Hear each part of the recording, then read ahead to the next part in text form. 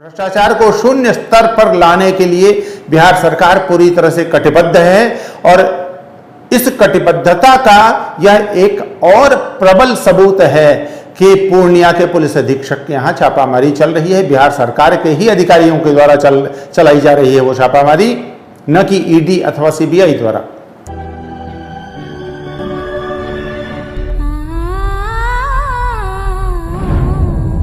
वंदे मातरम, नमस्कार। आज जब मैं इस समय आपके सामने उपस्थित हूं कुछ कहने के लिए, तो इस अवधि में ही, इस समय ही हमारे राज्य के पूर्णिया जिले में और पूर्णिया जिले के पुलिस अधीक्षक के आवास पर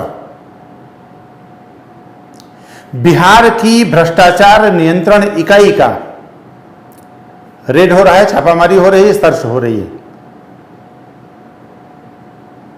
अनेक पुलिस अधिकारियों के यहां और उस भ्रष्टाचार के उस नेटवर्क से संबंधित अनेक लोगों के यहां, हमारे यहां भ्रष्टाचार नियंत्रण इकाई जो है, आर्थिक अपराध इकाई, उसकी छापामारी चल रही है। और उसी समय मैं आपसे ये बात करने के लिए उपस्थित हूं। बड़ा महत्वपूर्ण विषय है और आपको जानकर आश्चर्य होगा कि जिस पदाधिकारी के यहाँ, जिस भारतीय पुलिस सेवा के अधिकारी के यहाँ ये छापामारी चल रही है, वो छापामारी करने वाले लोग भी उसी विभाग के हैं, अर्थात भारतीय पुलिस सेवा के ही अधिकारी हैं। बड़ा दुख का विषय है, किंतु अनेक बार ऐसे दुखपूर्ण निर्णयों को लेना पड़ता है। बिहार सरकार की एक घोषित नीति है भ्रष्टाचार के संबंध में, शून्य सहनीयता।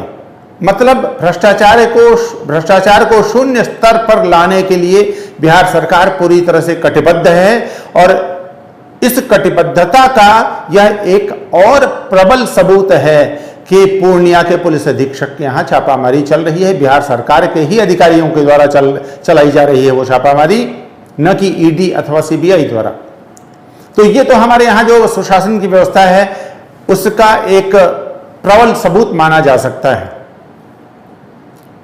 मुझे व्यक्तिगत दुख इस बात का भी है कि जिस पदाधिकारी के यहां ये छापामारी हो रही है, मैं कमजोर वर्ग आईजी के रूप में, कमजोर वर्ग एडीजी के रूप में, और अभी भी जो प्रोबेशनर्स आते हैं भारतीय पुलिस सेवा के, जो परिवीक्षमान अधिकारी आते हैं प्रशिक्षण प्राप्त करने के लिए, तो पुलिस मुख्यालय के प्रशिक्षण के क्रम में मैं भी उनकी कक्षाएं लेता हूं कमजोर वर्ग से संबंधित विषयों के संबंध में।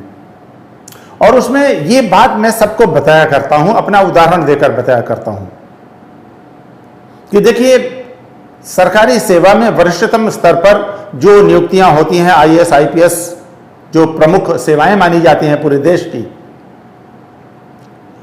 और इस तरह से प्रथम श्रेणी के जितनी भी सेवाएं हैं, प्रथम श्रेणी की क्लास 1 सर्विसेज जिनको कहा जाता है, उन सेवाओं के सभी अधिकारियों के पास 2 मार्ग होते हैं। एक मार्ग मुक्ति का मार्ग होता है, एक मार्ग यश का मार्ग होता है, कीर्ति का मार्ग होता है, पौरुष का मार्ग होता है, सिंहवत अपने सेवा कार्य को प्रदर्शित करने का मार्ग होता है, और एक मार्ग होता है जो डर डर के जीने का मार्ग होता है, कायरों की तरह छुपे रहने का मार्ग होता है, रिश्वत लेकर लोगों से और लोगों के शाप को ग्रहण करने का, अपयश को ग्रहण करने का मार्ग होता है, अयशस्विता या बदनामी का मार्ग होता है। मैं लोगों को ये बताया करता हूं, यद्यपि वो उस विषय से संबंधित, मेरे विषय से संबंधित नहीं रहता है, लेकिन मैं बता दिया करता हूं कि देखिए, इस सेवा में आने के बाद अगर पैसा प्राप्त करने की महत्वाकांक्षा ने आपके मन में स्थान बनाया तो ये नरक की ओर ले जाएगा। कभी न कभी इसका दुष्परिणाम सामने आएगा, क्योंकि ये संसार जो हमारा है उसमें कर्म के अनुसार उसका प्रतिफल मिलना, ये एक वैज्ञानिक सिद्धांत है। न्यूटन के गति का नियम देख लीजिए, या जो भी संसार के जितने भी वैज्ञानिक नियम हैं, उसके अनुसार भी कर्म का सिद्धांत, कर्म फल का सिद्धांत साबित होता है। ऐसी स्थिति में मैं स्पष्ट रूप से कहता रहा हूं लोगों को अधिकारियों को, वो अवर निरीक्षक कोटि के अधिकारी हों, प्रशिक्षण प्राप्त करने वाले, या उपाधीक्षक कोटि के अधिकारी हों, या आईपीएस अधिकारी हों, सबको मैं कहता रहा हूं कि दो मार्ग है, एक मुक्ति का मार्ग है, एक बंधन का मार्ग है। तो मुक्ति का मार्ग आपको आनंद प्रदान करेगा, सुख प्रदान करेगा, स्वातंत्र प्रदान करेगा और शांति प्रदान करेगा। लेकिन बंधन का मार्ग आपको कायरों की तरह जीने का मार्ग, प्रशस्त मार्ग में ले जाएगा, एक अंधकार युक्त मार्ग में ले जाएगा। आप कभी उचित बात, अच्छी बातें सार्वजनिक स्तर पर बोल नहीं पाएंगे, सोशल मीडिया पर आप आदर्शों की बात बोल नहीं पाएंगे, भ्रष्टाचार विरोधी बातें नहीं बोल पाएंगे। और यदि कोई भ्रष्टाचार करता है, रिश्वत लेता है, तो रिश्वत देने वाले को बहुत पीड़ा होती है। आप कल्पना करिए कि आपका अधिकार है किसी कार्य को करा लेना किसी कार्यालय से, और जो सरकार ने कार्य कराने के लिए जिस अधिकारी को नियुक्त किया गया है, वो अधिकारी अवैध रूप से यदि कहे कि आप इतना पैसा देंगे तभी मैं ये आपका कार्य करूंगा, जिस कार्य को कराने का आपका अधिकार बनता है, तो आपको कितना दर्द होगा। तो उस दर्द को सहने वाला, अर्थात रिश्वत देने वाला किसी अधिकारी को वो निश्चित रूप से शाप भी देता है रिश्वत के साथ। तो रिश्वत के साथ क्या मिलता है? शाप भी मिलता है। और यदि रिश्वत के लिए बिना आप लोगों को अपनी सेवाएं दे रहे हैं, जिसके लिए सरकार ने आपको नियुक्त किया है, जिसके लिए सरकार ने आपको पदस्थापित किया है किसी महत्वपूर्ण या किसी पद पर, और सारी सुविधा दे रही है, वेतन दे रही है, वेतन वृद्धि भी दे रही है, महंगाई भत्ता दे रही है, अपार सुविधाएं सरकार दिया करती है, कोई कमी नहीं रहती है। तो यदि आप ऐसी स्थिति में बिना रिश्वत दिए अपनी सेवाएं देते हैं, वो सुरक्षा सेवा पुलिस की हो या अन्य विकास संबंधी सेवाएं हो, तो उस सेवा के साथ जब आप सेवा देते हैं, किसी को रिश्वत विहीन सेवा देते हैं, तो आपको आशीर्वाद भी मिलता है। लेकिन यहां क्या मिलता है? रिश्वत यदि किसी ने लिया तो शाप भी मिला। अब अगर पूर्व जन्म का या इस जन्म का बहुत ज्यादा पुण्य संकलित किसी के पास नहीं है, तो रिश्वत लेने वाला कभी न कभी गिरफ्तार होता है, कभी न कभी उधरा जाता है। और बिहार में तो बड़ा मुश्किल है भाई।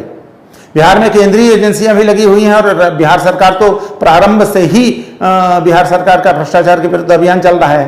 तो यहां बचना बड़ा मुश्किल है। दूसरे राज्यों में लोग बच सकते हैं, लेकिन यहां केंद्रीय एजेंसियों और राज्य सरकार की एजेंसियों, दोनों एजेंसियों का बहुत व्यापक कार्यक्रम प्रारंभ से ही चल रहा है। तो ये सुशासन की सरकार है, सुशासन का प्रदेश है, और एक आदर्श प्रदेश है।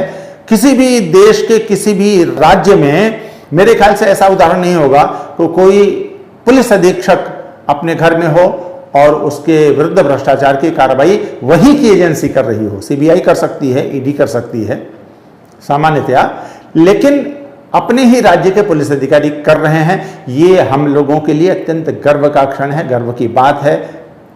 दुख का भी विषय है कि हमारे ही एक सहकर्मी के विरुद्ध ये कार्रवाई करनी पड़ रही है हम लोगों को, लेकिन जो ऐसी कार्रवाई कर रहे हैं, मैं उनके लिए बधाई देता हूं, उनके लिए आशीर्वाद समस्त जनता का मिलेगा, ईश्वर का आशीर्वाद उन्हें प्राप्त होगा।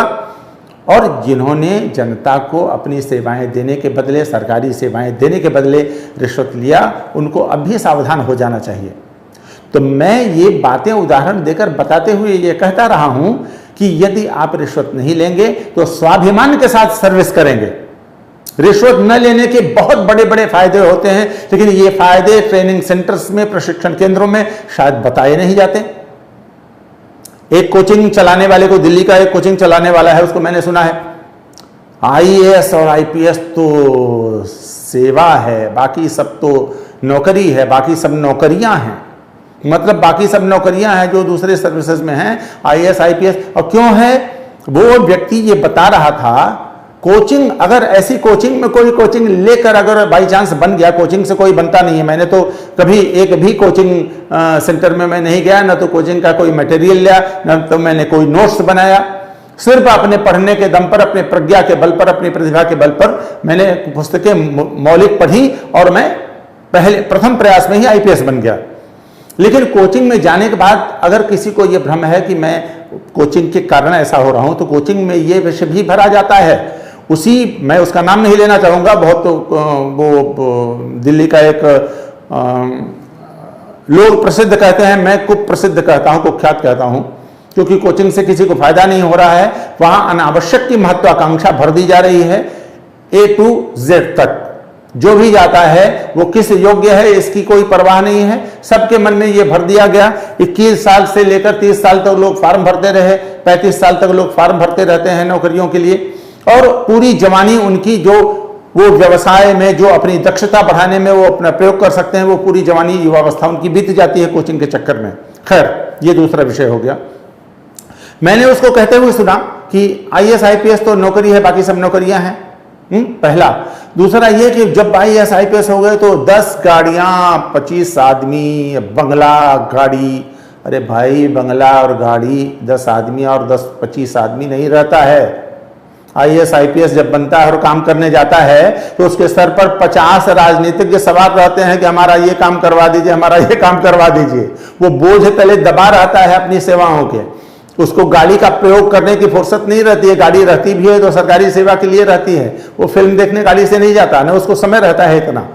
अगर फील्ड में पोस्टिंग है तो नहीं, फील्ड में पोस्टिंग है तब भी उसको 10 घंटे काम करना पड़ता है, 12 घंटे काम करना पड़ता है, रात में भी बैठकर काम करना पड़ता है। तो ये बात कोचिंग सेंटर में बताया जाना, ये कितना विश्व भ्रष्टाचार के संबंध में उसकी प्रवृत्ति को बढ़ाता होगा।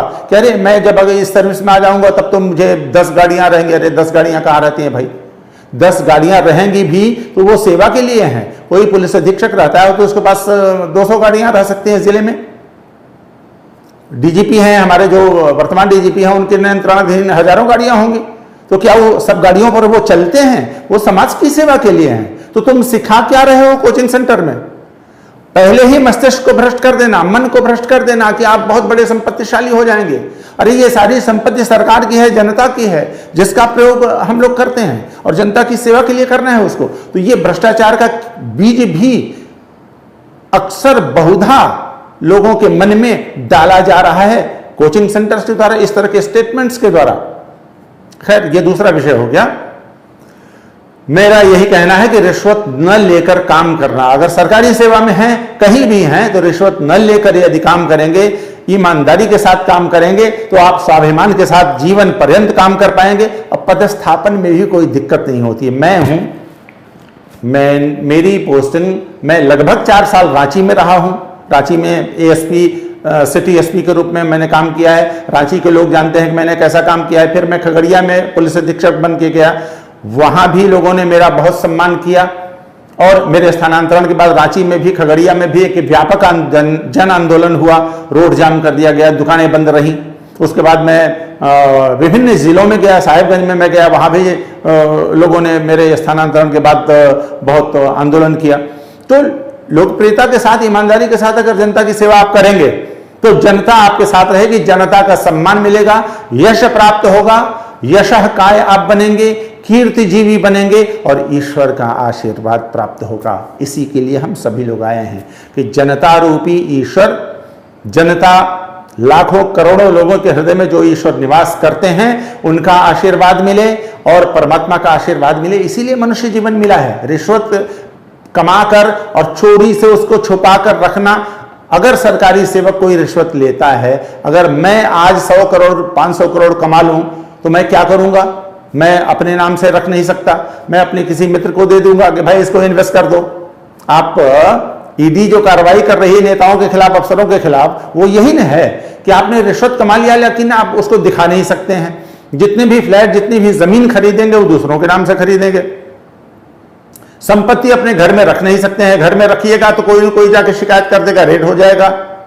तो ये बहुत सारी समस्याओं से बचना यदि है तो रिश्वत मत लीजिए। स्वाभिमान के साथ जीना है अगर जीवन पर्यंत तो रिश्वत मत लीजिए। पोस्टिंग तब भी होती रहेगी, ये मैं IAS IPS वालों के लिए कह रहा हूं। मैं 6 जिला में SP रहा, 3 रेंज में मैं DIG रहा, मुजफ्फरपुर, गया, चंपारण, रेल में भी DIG रहा, जोनल IG में दरभंगा में रहा। पोस्टिंग भी होती है। सरकार सबके साथ न्याय करती है। अब आप चाहिएगा कि मैं एक ही जगह पदस्थापित रहूं, अपनी इच्छा के अनुसार चाहिएगा कि सरकार आपकी इच्छा के अनुसार पदस्थापन संबंधी निर्णय करे, तो ये बिल्कुल भ्रम है। सरकार की अपनी आवश्यकताएं होती हैं, उसके अनुसार यथा योग्य वो पदस्थापन करती है और सबको उसमें संतुष्ट रहना चाहिए। सारे लोगों को संतुष्ट रहना चाहिए। मैं तो रहता हूं और मैं इसी बात की व्याख्या करता हूं कि प्रत्येक पद सरकार का महत्वपूर्ण है, गैर महत्वपूर्ण कोई पद होता ही नहीं। और जहां भी जाइए वहां ऐसी सेवा दीजिए जिससे उस कार्यालय के लोग और जिस जनता को आपको सेवा देनी है वो जनता भी आपको स्मरण रख सके और आपकी यशस्विता बढ़ सके। इसी के लिए मनुष्य का जन्म हुआ है। मुझे दुख है कि मेरे ही एक कलीग के विरुद्ध और हम लोगों को, हमारे पुलिस परिवार को, हमारी सरकार को कार्रवाई करनी पड़ी। बाकी लोगों के लिए ये शिक्षा है कि सुशासन है, भ्रष्टाचार मुक्त शासन का संकल्प है सरकार का। सरकार के संकल्पों को क्रियान्वित करिए और अपने संकल्पों को क्रियान्वित करिए। जो बातें, आदर्श की बातें जो कह के आप इंटरव्यू में आए हैं, इंटरव्यू में आपसे पूछा गया होगा भ्रष्टाचार के बारे में, तो सारे लोग भाषण देते हैं कि भ्रष्टाचार नहीं होना चाहिए, फलाना नहीं होना चाहिए, लेकिन आते हैं तो इंटरव्यू में अपनी जो बातें कह के आए हैं उस पर अडिग रहिए, अडिग रहना सीखिए और कोई दिक्कत नहीं है, कोई असुविधा नहीं होती है। किसी पद पर रहिएगा, सारी सुविधाएं आपको सरकार उपलब्ध करा रही, जनता उपलब्ध करा रही है और सारी सुविधाएं जनता के द्वारा दी गई हैं, दान में आपको सरकार के द्वारा वो उपलब्ध कराई जाती हैं। तो सरकार की सेवा करिए, जनता की सेवा करिए और ईश्वर का आशीर्वाद प्राप्त करिए। वंदे मातरम, जय हिंद। इस वीडियो को अधिकतम लोगों तक शेयर करिए जिससे भ्रष्टाचार के कारण क्या संकट आता है बड़े बड़े अधिकारियों पर। जो IAS IPS हम लोग बचपन में थे तो नीली बत्ती जब उत्तर प्रदेश में कप्तान साहब लेकर आते थे विंध्याचल में, वो नीली बत्ती देखते ही बनती थी। कितना गरिमापूर्ण, कितना गौरव भरा क्षण होता है IPS बन जाना। आपके बारे में जब आप IPS आप बनते हैं, जब IAS बनते हैं तो उस समय आपके सारे परिवार के, कुटुंब के लोग, गांव के लोग, शहर के लोग खुशी मनाते हैं और बधाइयां देते हैं।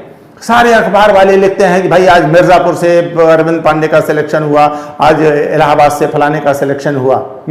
तो उस गरिमा का भी ध्यान रखिए, उन जनाकांक्षाओं को भी स्मरण रखिए जो जनाकांक्षाएं आपके चयन के बाद से आपके क्षेत्र में, आपके जन्मस्थल में, आपके जिले, अपने जिले में, पैतृक जिले में और आपके कर्म क्षेत्र में जो जनाकांक्षाएं आपके लिए निर्मित होती हैं, उन जनाकांक्षाओं का सम्मान कीजिए, संविधान का सम्मान कीजिए, कानून का सम्मान कीजिए।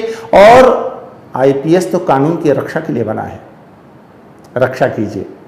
मैं फिर से आर्थिक अपराध इकाई और जिस एजेंसी ने रेड इत्यादि किया है, छापामारी, मैं हर बार उनको बधाई देता हूं, इस बार भी मैं बधाई देता हूं और बड़ी विनम्रता के साथ हाथ जोड़कर आपको धन्यवाद और बधाई देता हूं। बिहार को भ्रष्टाचार मुक्त बनाइए, बिहार विकसित हो, सशक्त हो, समृद्ध हो, सम्मानित हो, इसमें सभी को अपना योगदान करना चाहिए। वंदे मातरम, जय हिंद।